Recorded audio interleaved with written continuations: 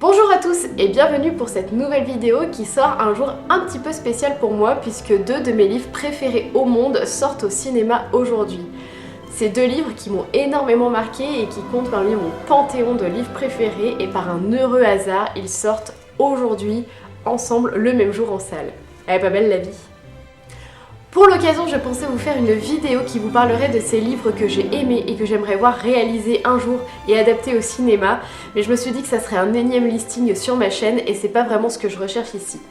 Du coup, à la place, je vous propose plutôt une vidéo qui vous parle de pourquoi j'aime regarder des adaptations littéraires, qu'elles soient bonnes ou qu'elles soient mauvaises. Pour la petite parenthèse, les deux films qui sortent cette semaine et qui sont absolument à voir, c'est tout d'abord Trainspotting 2. La suite du film culte des années 90 et dont le roman Porno de Irvine Welsh fait partie de mes romans préférés au monde. Quand je l'ai lu, j'étais en terminale et je l'avais vraiment adoré, donc ça fait 8 ans que j'attends ardemment sa sortie et il est enfin en salle. Deuxièmement, il faut absolument aller voir Patient, film adapté du roman du même nom de Grand Corps Malade. Récit autobiographique qui raconte sa première année dans un centre de rééducation suite à une mauvaise chute dans une piscine qui lui laisse une tétraplégie partielle.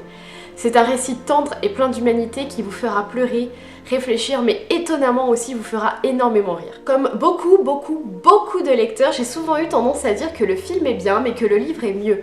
Et très souvent je le pensais, puisqu'on ne peut pas porter à l'écran 100% d'un livre qu'on a lu et qu'on a aimé.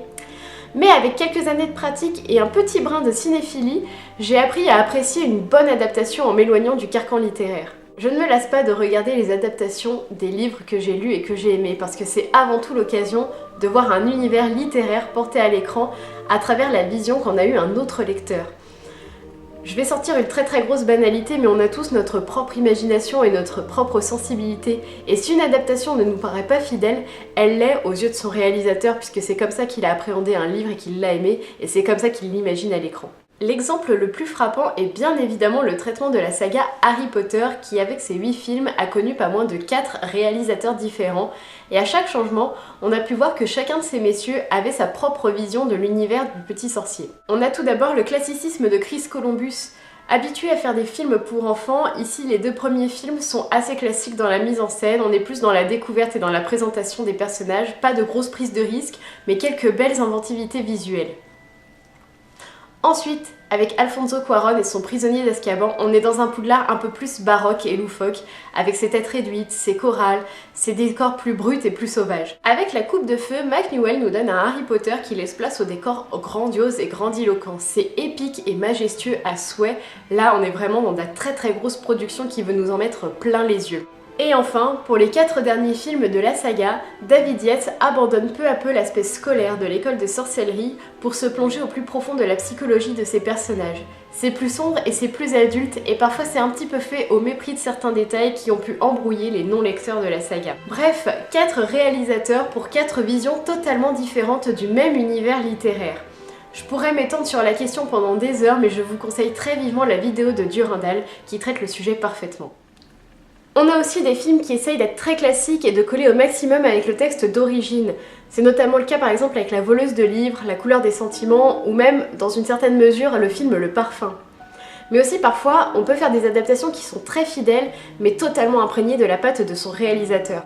C'est le cas notamment de Cloud Atlas, roman de David Mitchell qui a été adapté par les sœurs Wachowski et qui prend le parti de faire jouer son casting dans plusieurs rôles différents. En soi, le film est hyper fidèle au texte d'origine, mais ce parti pris artistique est tellement novateur que je trouve que ça transcende encore le texte d'origine pour en faire quelque chose de à la fois fidèle mais totalement novateur. Je pourrais aussi vous parler de l'Odyssée de Pi, où Ang Lee décide de ne pas adapter une très grosse moitié du roman et pour autant le film reste excellent et respectueux de son matériel de base, et ça reste encore à ce jour mon adaptation préférée. Alors bien sûr, je ne dis pas que toutes les adaptations sont bonnes, il y en existe même qui sont très mauvaises et que j'ai détestées. Et à cela, il y a 2 raisons principales. Je suis trop attachée au livre d'origine pour pouvoir envisager d'adopter la vision que peut en avoir un réalisateur. C'est le cas notamment avec La Mécanique du cœur. Mathias Malzieu a beau avoir adapté son propre roman, les quelques changements qu'il y a ajoutés m'ont profondément déçue et mis en colère. Mais ça, je le développerai peut-être dans une autre vidéo une autre fois, parce que si je commence à m'étendre là-dessus, on y est encore demain. Deuxièmement, parfois, il m'arrive de ne pas apprécier une adaptation, tout simplement parce que c'est un mauvais film. Le casting n'est pas brillant, les dialogues sont mal adaptés, la réalisation me laisse de marbre, bref, il pourrait y avoir quantité de raisons qui font que le film est mauvais. Un film mauvais, ça existe que ce soit un scénario original ou adapté et que l'adaptation soit fidèle ou non. Je prends par exemple l'exemple du Labyrinthe. En soi, le film est fidèle au bouquin, mais je l'ai pas trouvé ouf quoi. Et parfois, il y a des petits miracles. Parfois, il y a des films qui sont mieux que les livres. C'est rare, mais quand ça arrive, c'est tellement bon. Des exemples perso, Trainspotting, Cloud Atlas, Fight Club, Into the Wild ou encore Breakfast at Tiffany's sont des adaptations que j'ai vraiment préférées aux livres dont elles sont tirées. Vous l'aurez compris, j'aime regarder les adaptations cinématographiques des livres que j'ai aimés. J'aime me confronter à la vision d'un réalisateur qui est aussi un autre lecteur. Des fois ça passe, des fois ça casse, mais l'exercice est toujours intéressant. Et si comme moi, vous vous entraînez à regarder plein d'adaptations, et si comme moi, vous comprenez qu'on ne peut pas mettre 100% d'un livre dans un film, alors au final, vous aurez tendance à dire un petit peu moins souvent que le film est moins bien que le livre. Cette vidéo est désormais terminée et j'espère qu'elle vous aura plu. N'hésitez pas à me donner votre avis sur les adaptations littéraires, si vous les regardez, si vous les aimez, si au contraire vous préférez toujours les bouquins. Bref, j'attends d'avoir vos avis et de pouvoir en discuter avec vous. Aussi, vous l'aurez peut-être remarqué avec le titre de la vidéo, mais il s'agit là du premier épisode d'un format que je vais instaurer sur ma chaîne. Avec tout ce que je viens de vous dire, je pense que vous aurez compris que j'aime mêler cinéma et littérature ensemble, et je pense vous faire quelques vidéos sur des adaptations plus spécifiques. Je sais pas encore de quoi va parler le prochain épisode, j'y réfléchis, et si jamais vous avez des suggestions, n'hésitez pas à me les faire. Je vous donne rendez-vous le 24 mars pour la prochaine vidéo qui cette fois-ci parlera de féminisme. Sur ce, je vous laisse. N'oubliez pas de bouquiner pendant que vous faites cuire l'eau des pâtes. Je vous embrasse très fort et à très vite.